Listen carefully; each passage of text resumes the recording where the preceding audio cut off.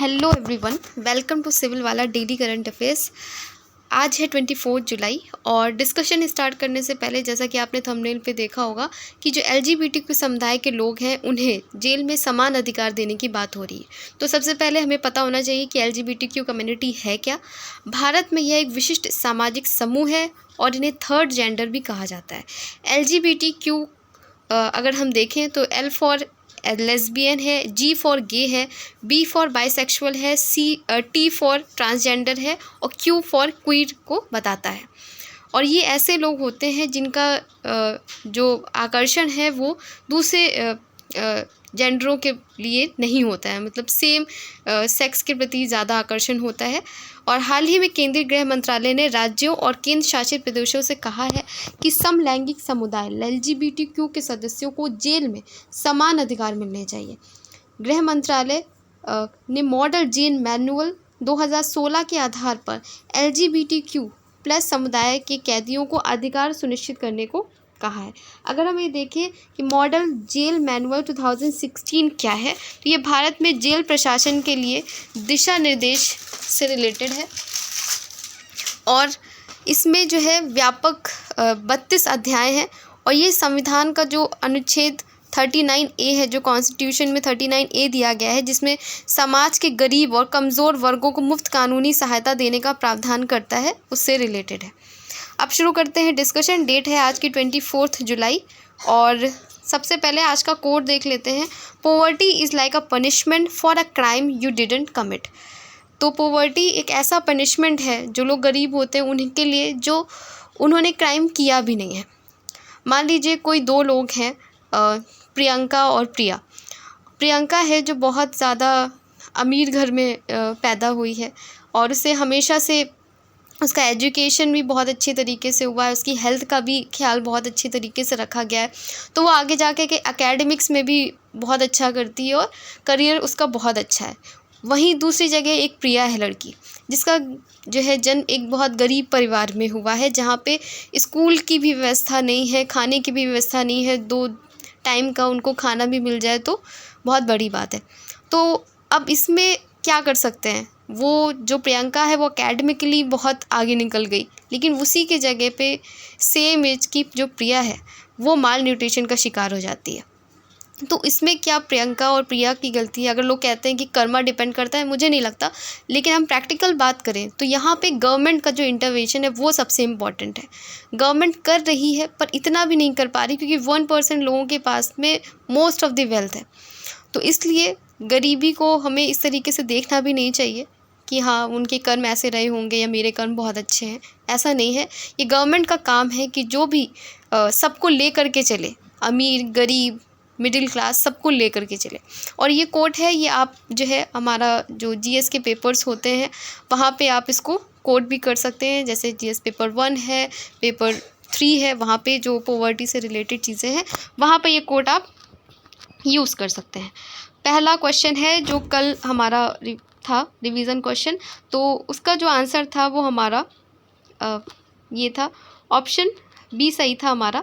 ठीक है, पहला क्वेश्चन देखते हैं। हाल ही में किस राज्य ने राजीव गांधी नागरिक अभय हस्तम योजना शुरू की है? Which state government recently launch the Rajiv Gandhi civil Abhaya Hastham scheme? Option A है तेलंगाना, बी है कर्नाटका, सी है महाराष्ट्र और डी है केरला। सही आंसर है जो वो है ऑप्शन ए तेलंगाना। तो तेलंगाना के मुख्यमंत्री कौन है?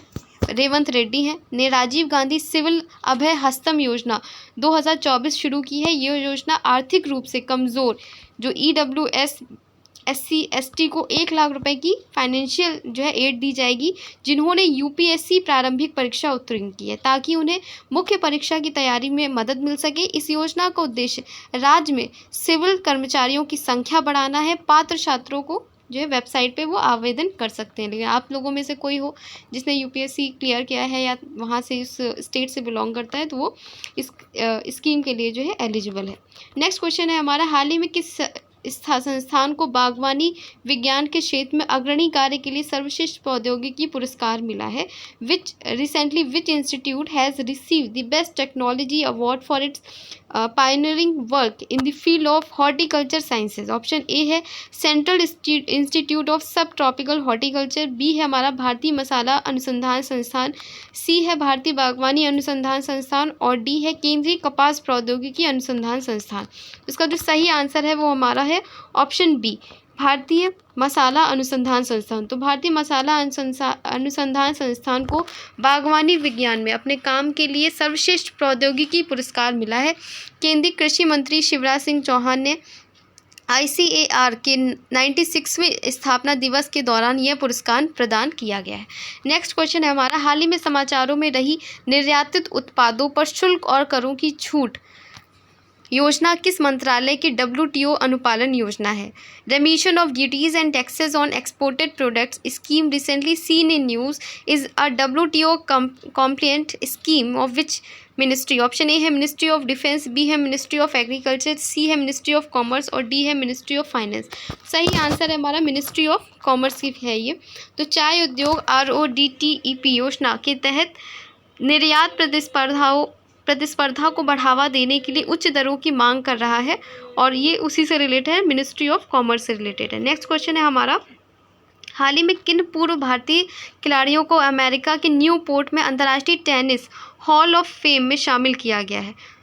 Recently which former Indian players were inducted into international tennis hall of fame in new port USA? Option A है विजय अमृतराज और लिएंडर पेस, बी है अजय रामास्वामी और रोहित राजपाल, सी है महेश भूपति और रोहन बोपन्ना और डी है हमारा करण रस्तोगी और जय रोयप्पा। तो सही आंसर हमारा है ऑप्शन ए, विजय अमृतराज और लिएंडर पेस। भारतीय टेनिस दिग्गज लिएंडर पेस और विजय अमृतराज अंतर्राष्ट्रीय टेनिस हॉल ऑफ फेम में शामिल होने वाले भारतीय और एशियाई पुरुष टेनिस खिलाड़ी बन गए हैं, जिससे भारत प्रतिनिधित्व करने वाला 28वां देश बन गया है। ये इंपॉर्टेंट क्वेश्चन है, ये आने की प्रोबेबिलिटी है जो भी स्पोर्ट्स के क्वेश्चन आते हैं वहाँ पे।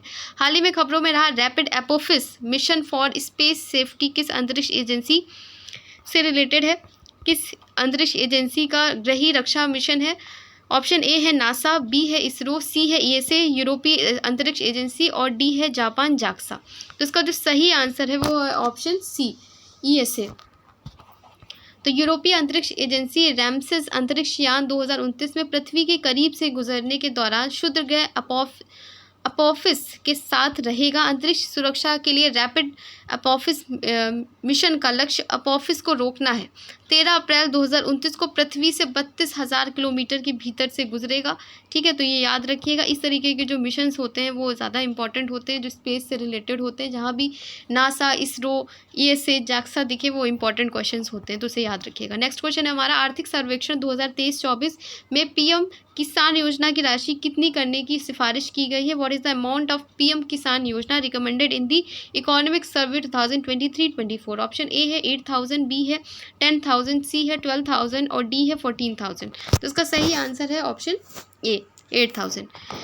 वित्त मंत्री निर्मला सीतारमण ने आज संसद में आर्थिक सर्वेक्षण, क्योंकि अब बजट पेश हो चुका होगा, आज जो है आपका कल पेश हो चुका है और उससे पहले हमारा इकोनॉमिक सर्वे होता है, तो 2023-24 के लिए पेश किया है और 23 जुलाई को रिकॉर्ड 7वीं बार उन्होंने पेश किया है। NDA सरकार का पहला बजट होगा। कृषि क्षेत्र में जो है रिसर्च एंड डेवलपमेंट की मांग की गई। वहीं PM किसान योजना की किस्त राशि को बढ़ाकर 8,000 रुपये किए जाने की मांग है। जो पहले 6,000 थी उसको 8,000 करने की मांग हो रही है।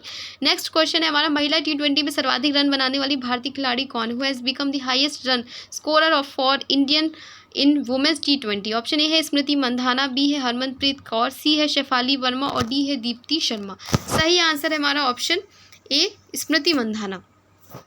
तो भारत की स्टार महिला खिलाड़ी स्मृति मंधाना T20 में सर्वाधिक रन बनाने वाली भारतीय खिलाड़ी बन गई हैं। उन्होंने इस मामले में हरमनप्रीत कौर को पीछे छोड़ा है। नेक्स्ट क्वेश्चन है हमारा, भारतीय सिनेमा में योगदान देने के लिए IFFM द्वारा सम्मानित किया जाएगा किसे? शाहरुख खान, अजय देवगन, अक्षय कुमार और रामचरण। सही आंसर है हमारा option D, Ram Charan. Telugu superstar Ram Charan इस साल तेलुगु सुपर को जो है IFFM में धूम मचाने के लिए तैयार हैं, तो उन्हें इस अवार्ड से सम्मानित किया जाएगा। नेक्स्ट क्वेश्चन हमारा, मनोलो मार्केस को भारतीय पुरुष फुटबॉल टीम का कोच बनाया गया है, वे किस देश से हैं? तो अलग से भी पूछ सकते हैं कि भारतीय पुरुष फुटबॉल की टीम का जो कोच है किसे बनाया गया है? तो मनोलो मार्केस को बनाया गया है और इनका जो देश है वो है स्पेन। तो ये स्पेन से हैं।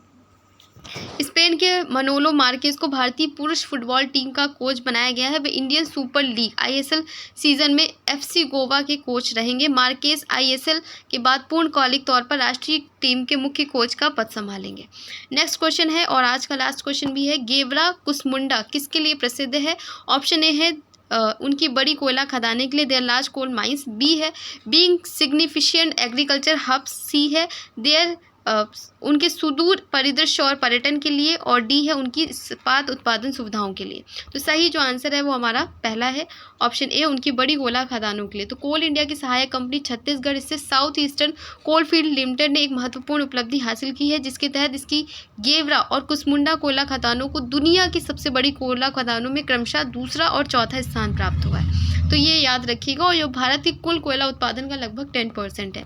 इसके अलावा क्योंकि जो है स्पीकर का पद जो है बहुत ज़्यादा न्यूज़ में था, तो आप स्पीकर के पद से रिलेटेड जो भी प्रोविज़न है कॉन्स्टिट्यूशन में कि स्पीकर का जो पद है वो आप बताएंगे, और क्या प्रोविज़न्स है उससे रिलेटेड स्पीकर को कैसे हटाया जा सकता है, क्या कार्यकाल रहता है और उपाध्यक्ष जो होता है उससे रिलेटेड क्या प्रोविज़न होते हैं, वो आप जो है बताएंगे कमेंट सेक्शन में और इसका आंसर करेंगे। साथ ही जो 5 मिनट सीरीज़ है उसका लिंक मैं यहाँ कमेंट सेक्शन में पिन कर दूँगी, वो आप जा कर के देख सकते हैं। उसका सेकंड पार्ट भी आने वाला है, तो उसको ज़रूर देखिएगा।